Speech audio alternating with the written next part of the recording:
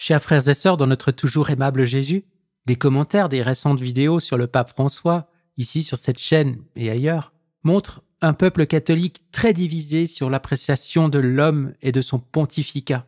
Certains, un peu naïfs peut-être, le vénèrent déjà comme un saint, et d'autres le condamnent comme hérétique et suppôt de Satan.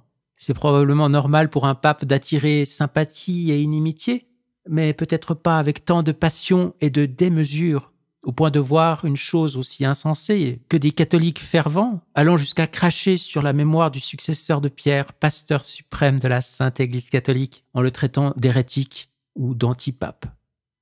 Ceux-ci sont prompts à parler de machination diabolique, de confusion et d'hérésie, mais se rendent-ils compte qu'ils sont les premières victimes du démon, aveuglés par leur haine religieuse? Comme plus ou moins tout homme, mais peut-être davantage que beaucoup d'autres, François présentait une personnalité complexe, parfois contradictoire.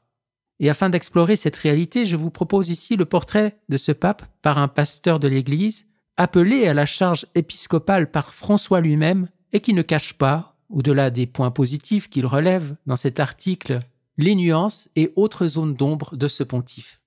Un portrait qui met un peu d'humanité derrière les mots et les gestes, et qui certes ne dit pas tout, mais je vous l'offre en traduction espérant qu'il puisse aider à dépasser les antagonismes mortifères. Monseigneur Robert Barron, avant d'être appelé à la charge épiscopale, était déjà un prêtre connu, puisqu'il a lui-même développé une évangélisation par les réseaux sociaux, par les médias, avec son apostolat Word on Fire, avec cette idée vraiment de prêcher le Christ dans le milieu culturel contemporain. Je mettrai le lien vers son site internet dans la description de cette vidéo. Voici donc la traduction de cet article qui va paraître, et qui est déjà paru sur internet, mais qui paraîtra dans le numéro de First Things, une revue américaine catholique. Je commence la lecture. De l'avis général, le cardinal Jorge Mario Bergoglio a remporté la papauté grâce à une intervention qu'il a faite lors de l'une des congrégations générales précédant le conclave de 2013.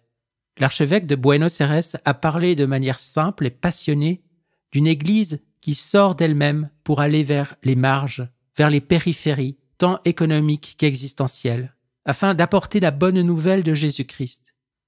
Lassés par les scandales qui ont éclaboussé le pape Benoît XVI dans les dernières années de son pontificat, et désireux d'une bouffée d'air frais, les cardinaux se sont tournés vers cet homme qui s'exprimait avec tant de clarté et de confiance. Le discours éloquent du cardinal Bergoglio s'inscrit dans la continuité des instincts les plus profonds des pères du Concile Vatican II, de l'enseignement du pape Paul VI, du magistère riche et complexe du pape Jean-Paul II et du témoignage du pape Benoît XVI. Je crois que ces frères cardinaux ont perçu, à juste titre dans son discours, le meilleur de l'élan conciliaire et post-conciliaire. Et je crois aussi que le pape François a effectivement fait de la diffusion évangélique dans le monde entier le leitmotiv de son pontificat. Lors de sa visite ad limina des évêques californiens début 2020, j'ai entendu François dire qu'Evangelii Gaudium, son exhortation apostolique sur la nouvelle évangélisation, était la clé pour comprendre son magistère. Ce texte, dont le titre combine astucieusement Evangelii Nuntiandi de Paul VI et Gaudium et Spes de Vatican II, parle d'une église en mission permanente, toujours dans une attitude d'extraversion joyeuse. À maintes reprises dans ses sermons et ses présentations populaires, le pape François a exhorté les prêtres à sortir des sacristies et à descendre dans la rue, à se salir les mains, et plus célèbre encore, à sentir l'odeur des brebis qu'ils servent. Au début de son pontificat, on lui a demandé si cela le dérangeait de voir des prêtres vêtus de soutane. Sa réponse, tant qu'ils retroussent leurs manches et se mettent au travail, je ne me préoccupe pas vraiment de ce qu'ils portent. Dans une homélie mémorable, prononcée il y a quelques années, à l'occasion de la messe chrismale, le pape a déclaré aux prêtres que l'huile de leur ordination devait couler le long de leur tête, sur leurs vêtements, et, enfin, de leurs vêtements dans le monde. Si ce flux est interrompu, a-t-il dit, l'huile sacrée devient rance. Tout cela est en accord avec une image de l'Église qu'il a employée dans les premiers mois de son pontificat, à savoir celle de l'hôpital de campagne. Un aspect essentiel de l'action missionnaire de l'Église concerne ceux qui ont été gravement blessés dans l'espace culturel dévasté de la postmodernité. Il est important de noter que les hôpitaux de campagne, au bord des champs de bataille, ne sont pas des lieux où l'on traite des blessures mineures. Ils sont destinés aux soins les plus urgents possibles.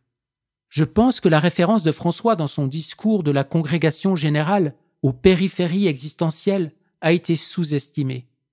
Il laissait entendre que l'effort missionnaire de l'Église ne concerne pas seulement les personnes économiquement pauvres et politiquement privées de leurs droits, mais aussi celles qui sont pauvres intellectuellement, culturellement et spirituellement. Depuis une trentaine d'années, on assiste à une désaffiliation massive des jeunes occidentaux vis-à-vis des églises et à une augmentation simultanée de la dépression, de l'anxiété et des idées suicidaires chez ces jeunes. En décrivant la mission vers les marges existentielles, François a fait entendre une voix prophétique. L'instinct des périphéries a conditionné bon nombre des mesures pratiques prises par le pape François. Inclure davantage de femmes dans la gouvernance de l'Église, rehausser considérablement le profil de l'aumônier du Vatican, plaider en faveur des migrants, et plus remarquable encore, choisir des cardinaux aux quatre coins du monde, même dans les minuscules diocèses qui n'avaient jamais été considérés auparavant comme des sièges cardinalices. La marque la plus évidente du pontificat de François est peut-être la simplicité. Profondément marqué par la discipline ignatienne du détachement, François a cherché à incarner la pauvreté d'esprit qu'il souhaitait pour l'ensemble de l'Église. Comme on le sait, quelques jours seulement après son élection à la chaire de Pierre, il est retourné à l'humble résidence cléricale où il avait été logé avant le conclave et a payé sa facture en personne. Il a choisi de vivre non pas dans le palais papal, mais dans 3 chambres rudimentaires de la Casa Santa Marta, la maison d'hôte du Vatican. J'y ai séjourné une fois lors d'une conférence, et je peux attester qu'elle est tout sauf élégante. Il roulait dans une Fiat presque comiquement minuscule. Je me souviens m'être tenu sur les marches de la cathédrale Saint Matthew à Washington avec mes frères évêques, à l'occasion de la visite de François aux États-Unis. Une flotte de véhicules de luxe s'est arrêtée l'une après l'autre, transportant des présidents, des premiers ministres et d'autres dignitaires, puis est arrivée la minuscule voiture papale, dont l'incongruité a provoqué les rires des passants. Pendant les années François, les vêtements cléricaux ostentatoires ont été bannis, et Castel Gandolfo, la charmante retraite papale située dans les collines à l'extérieur de Rome, est tombée en désuétude. Lorsque François a pris ses fonctions, l'Église était plongée dans une série de scandales financiers, d'abus sexuels particulièrement terribles. L'adoption par le nouveau pape d'un style de vie plus pauvre et plus évangélique a séduit de nombreuses personnes dans le monde entier et a permis de changer la donne, du moins pendant un certain temps. Un autre thème clé de la papauté de François est la protection de la terre. Je comprends qu'en faisant cette remarque, je puisse donner l'impression que le pape François n'était guère plus qu'un écologiste standard de l'euro-gauche, mais ce serait une grossière erreur d'interprétation. Lorsque son encyclique Laudato Si a été publiée, beaucoup l'ont considéré comme la lettre du réchauffement climatique. Mais c'est oublier de manière assez spectaculaire le fondement biblique et philosophique du texte. En rappelant l'Église à se préoccuper de la terre qui était devenue, selon l'expression mémorable du pape, un tas d'immondices, il faisait appel à une sensibilité biblique et prémoderne qui situait l'humanité dans le cadre plus large de la création de Dieu. Saint François d'Assise a bien sûr été une source d'inspiration pour Laudato Si, mais aussi le théologien extrêmement influent du XXe siècle qui a fait l'objet des recherches doctorales du jeune Jorge Bergoglio, à savoir Romano Guardini. Dans un certain nombre de textes, mais surtout dans ses lettres du lac de Côme, écrites au début de sa carrière, Guardini avait vivement critiqué la manière dont la philosophie moderne, anthropocentrique et technocratique avait entraîné, à long terme, un abus de la nature. Il déplorait le déclin de l'architecture ancienne autour du lac de Côme, qui se conformait au modèle et au rythme de la nature, au profit de bâtiments plus récents qui s'imposaient de manière agressive à l'environnement. Sous l'influence de Guardini, le pape François dédaigne le rationalisme cartésien qui veut maîtriser la nature et le scientisme béconien qui veut mettre la nature au pas pour l'obliger à révéler ses secrets. La préférence du pape pour une perspective prémoderne sur la relation entre les êtres humains et l'environnement le rapproche des perspectives de Thomas d'Aquin et de l'auteur de la Genèse. Il convient également de noter qu'à cet égard, la pensée de François fait étroitement écho à celle de Benoît XVI, surnommé le pape vert. Il ne fait aucun doute que François s'est consacré à l'ensemble des questions que nous classons sous la rubrique justice sociale, ce qui le place dans la lignée de pratiquement tous ses prédécesseurs depuis Léon XIII. Sa préoccupation pour ces questions a trouvé une expression dramatique dans sa visite aux réfugiés de Lampedusa, dans son attaque du capitalisme sans entrave, le traitant d'économie qui tue, et dans son insistance sur l'accueil des migrants. Une nouveauté de la doctrine sociale de François est l'extrapolation de l'éthique individuelle aux obligations éthiques qui devraient exister entre et parmi les nations. Dans son encyclique Fratelli Tutti, le pape fait appel à l'enseignement catholique classique concernant la destination universelle des biens. Puisant ses racines dans la Bible, les pères de l'Église, et surtout Thomas d'Aquin, cette doctrine affirme que si la propriété privée est moralement admissible, l'usage de ce que l'on possède doit être régi avant tout par le souci du bien commun. Dans Rerum Novarum, Léon XIII s'est appuyé sur cet enseignement lorsqu'il a déclaré « Une fois satisfaites les exigences de la nécessité et de la bienséance, le reste de ce que l'on possède appartient aux pauvres. » François a appliqué le même principe aux relations internationales, insistant sur le fait que les pays riches, bien qu'ils soient autorisés à posséder leurs propres biens immobiliers et économiques, ont l'obligation morale d'aider les nations plus pauvres. À cause de cela, François a été qualifié, même par certains catholiques fervents, de marxiste, bien que thomiste aurait été une description bien plus juste. Avec une verve particulière, François a mis en exergue un thème cher à Jean-Paul II, à savoir que l'économie de marché ne doit pas être laissée à elle-même, mais plutôt circonscrite par une sensibilité morale. Ce qui m'intrigue le plus au sujet du pape François, c'est ce qu'il n'a pas fait. Dans les premiers jours qui ont suivi son élection, le bruit courait qu'il était un conservateur, un autoritaire, que les jésuites avaient exilé après des années difficiles dans l'administration. Mais très vite, lorsqu'il est apparu clairement que François penchait en fait du côté gauche du spectre idéologique, de nombreux membres de la gauche catholique ont commencé à voir en lui le sauveur libéral tant attendu, celui qui ferait renaître le rêve post-conciliaire qui avait été brisé par Jean-Paul II et Benoît XVI. Ils étaient convaincus que François nous apporterait enfin des prêtres mariés, des femmes prêtres, le mariage gay, une libéralisation des enseignements de l'Église sur l'avortement, l'homosexualité, le transgendérisme et le contrôle des naissances. Eh bien, il n'a tenu aucun de ces engagements. La grande capitulation catholique face aux exigences de la culture ne s'est pas produite sous sa direction, et il était extrêmement amusant de voir les médias catholiques libéraux tenter de s'en accommoder. En fait, l'avortement n'a pas eu d'adversaire plus puissant que François, qu'il a souvent comparé à l'embauche d'un tueur à gages. Il a également critiqué vigoureusement ce qu'il a souvent appelé l'idéologie du genre, dont il a qualifié l'imposition aux pays en développement de colonisation idéologique.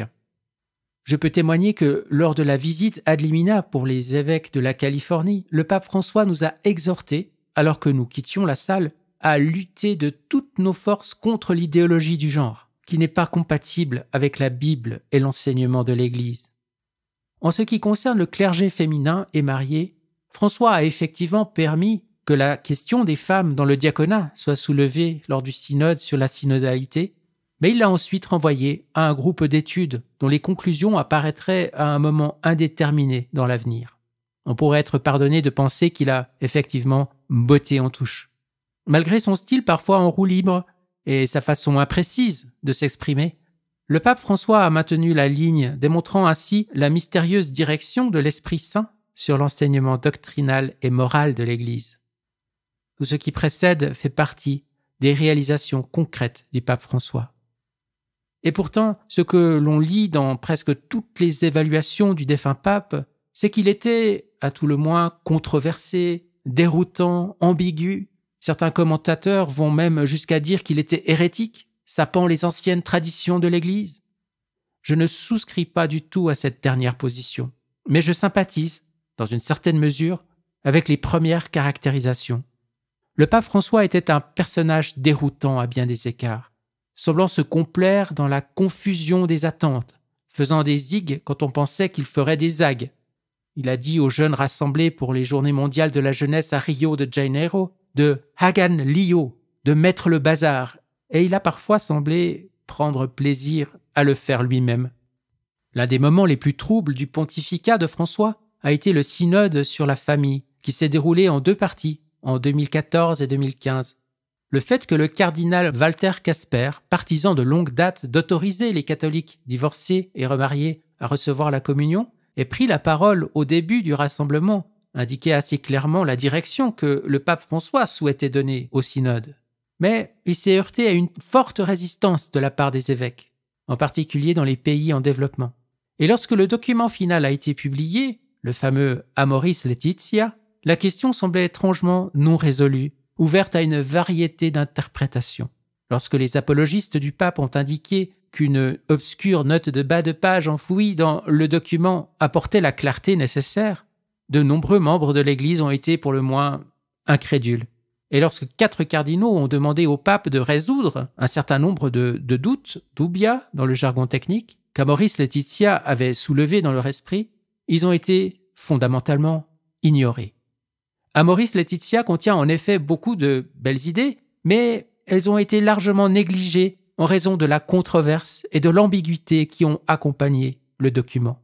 En effet, à la suite de sa publication, une sorte d'anarchie doctrinale s'est installée.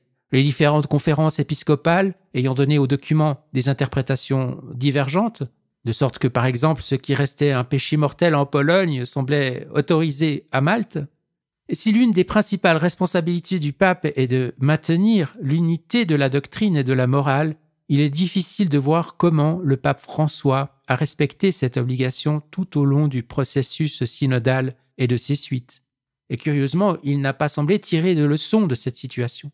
En 2023, après le premier tour du synode sur la synodalité, le chef doctrinal du pape François, le cardinal Victor Manuel Fernandez, a publié la déclaration Fiducia Supplicans, qui autorisait la possibilité de bénir les personnes vivant dans des unions homosexuelles. Dire qu'une tempête de feu a éclaté dans le monde catholique serait un euphémisme, et l'opposition a été menée, une fois de plus, par des dirigeants catholiques de la sphère non occidentale. Dans une étonnante démonstration d'unité et de courage, les évêques d'Afrique ont déclaré qu'ils n'appliqueraient pas l'enseignement de Fiducia dans leur pays. Et le pape a fait marche arrière, leur permettant de s'écarter du document. Le fait que tout cela se soit produit immédiatement après une réunion de 400 dirigeants du monde catholique qui n'ont jamais été consultés sur la question dépasse l'entendement. Une fois de plus, le pape a eu de la difficulté pour maintenir l'unité de l'Église. Parfois aussi, les instincts admirablement généreux du pape ont semblé l'amener à dire des choses doctrinalement imprécises ou à approuver des comportements problématiques. Un exemple du premier cas serait son approbation à plusieurs reprises de la proposition selon laquelle toutes les religions sont des chemins légitimes vers Dieu, comme des langues différentes parlant la même vérité. Compte tenu de son enthousiasme manifeste pour l'évangélisation, je veux être généreux dans mon interprétation de ces paroles, les interprétant peut-être dans le sens de l'affirmation du Concile Vatican II selon lequel il y a des éléments de vérité dans toutes les religions. Mais je pense qu'il est juste de dire que le pape a au moins donné la forte impression d'un indifférentisme religieux. Pour illustrer sa tolérance à l'égard des comportements problématiques, je citerai l'incident tristement célèbre de la Pachamama lors du synode sur l'Amazonie en 2019. Bien qu'il existe une bonne dose de confusion quant à l'objectif du placement de la statue de Pachamama dans les jardins du Vatican lors d'une prière avec le pape, il est certainement juste de dire qu'il a suscité beaucoup de controverses et que les diverses tentatives d'explication n'ont fait qu'aggraver les choses. Une fois de plus, le pape s'est retrouvé au milieu d'une querelle créée par lui-même et totalement inutile, l'homme censé garantir l'unité, la sapant au moins implicitement. Personne ne doute que le pape François soit doué pour la rhétorique, non pas à la manière académique de Jean-Paul II ou de Benoît XVI, bien sûr, mais à la manière d'un prêtre de paroisse, adepte de l'homélie populaire. Et son discours avait très souvent du mordant. Voici quelques-unes de ses perles. Monsieur et Madame pleurnicheurs, chrétiens liquides, chrétiens au visage poivré, faibles au point d'être pourris, église plus vieille fille que mère. Et je crois qu'il est juste de dire que son venin rhétorique était le plus souvent dirigé contre les catholiques conservateurs. Voici quelques autres. L'esclave enfermé et légaliste de sa propre rigidité. Les docteurs de la lettre. La rigidité cache une double vie, quelque chose de pathologique. Les professionnels du sacré, les réactionnaires. Et encore plus célèbres, les rétrogrades. Je sais que ces critiques acerbes ont souvent profondément découragé les catholiques orthodoxes, en particulier les jeunes prêtres et séminaristes, que le pape a un jour qualifiés de petits monstres.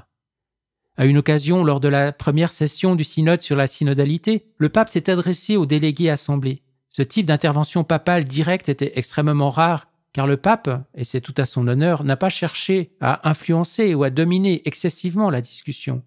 Il a parlé, sur un ton sarcastique, des jeunes clercs de Rome qui passent trop de temps dans les magasins de mercerie cléricale à essayer des chapeaux, des cols et des soutanes. Il est possible que certains prêtres et étudiants immatures se préoccupent de ces choses, mais j'ai trouvé extrêmement étrange que le pape ait choisi ce sujet pour cette rare occasion de s'adresser à certains des plus hauts responsables de l'Église. Pour moi, cela dénotait une curieuse fixation et une diabolisation des esprits les plus conservateurs. Et ce qui rend les choses encore plus mystifiantes, c'est que François devait savoir que l'Église prospère précisément parmi ses membres les plus conservateurs. L'Église libérale d'Allemagne dépérit, l'Église conservatrice du Nigeria, orientée vers le surnaturel, explose en nombre. Et en Occident, les parties les plus vivantes de l'Église sont, sans aucun doute possible, celles qui embrassent une orthodoxie vibrante plutôt que celles qui s'accommodent de la culture sécularisée. De nombreuses expressions et anecdotes du pape étaient certes drôles, mais il serait difficile de les qualifier d'invitation au dialogue avec des interlocuteurs conservateurs. En guise de conclusion, je voudrais dire quelques mots sur la synodalité, que François lui-même identifierait, je crois, comme son thème de prédilection. J'ai eu le privilège d'être un délégué élu aux 2 sessions du synode sur la synodalité. Pendant 2 mois, j'ai écouté et parlé avec des représentants du monde entier et j'ai beaucoup appris sur la manière dont les catholiques relèvent les défis dans des milieux culturels remarquablement divers. J'ai beaucoup apprécié les conversations, qu'il s'agisse des échanges formels autour d'une table ou plus encore des discussions informelles pendant les pauses café. J'ai appris à comprendre le processus de discernement par la prière, inspiré par les jésuites, mis en place par le pape. Je dois également admettre que j'ai pu apprécier les limites de la synodalité. Bien que chaque dialogue ait été animé et informatif, très peu d'entre eux ont progressé vers une décision, vers un jugement ou une résolution. La plupart sont restés bloqués à ce que Bernard Lonergan appellerait la 2e étape du processus épistémique, à savoir être intelligent ou avoir des idées brillantes. Ils ne sont pas passés au 3e niveau de Lonergan qui est l'acte de porter un jugement, et encore moins à son 4e niveau qui est celui de l'action responsable. Nous étions aussi respectueux du processus, de la conversation, que nous avions presque la phobie de prendre une décision. C'est un problème fatal pour les chrétiens chargés du commandement évangélique d'annoncer le Christ au monde. Le résultat est quelque chose qui, à mon avis, est contraire à ce que le pape François a toujours dit qu'il voulait que l'Église soit extravertie, orientée vers la mission, pas coincée dans la sacristie. Je me suis parfois demandé au cours des 2 cycles du synode si la synodalité ne représentait pas une tension dans l'esprit et le cœur de François lui-même. De tous les papes de ma vie, François est de loin celui que j'ai le mieux connu. J'ai été avec lui pendant 3 mois d'octobre, les 2 déjà mentionnés, et un 3e pour le synode des jeunes en 2018. Pendant ces merveilleux mois, je l'ai vu pratiquement tous les jours et j'ai eu quelques occasions de lui parler. Je l'ai également rencontré lors d'une visite ad limina. et lors d'une poignée d'autres audiences. Je l'ai toujours trouvé gracieux, drôle et accessible. Une fois, nous avons eu une conversation spirituelle, brève mais intense. Je le considérais comme mon père spirituel et je pleure sincèrement sa disparition. Qu'il repose en paix.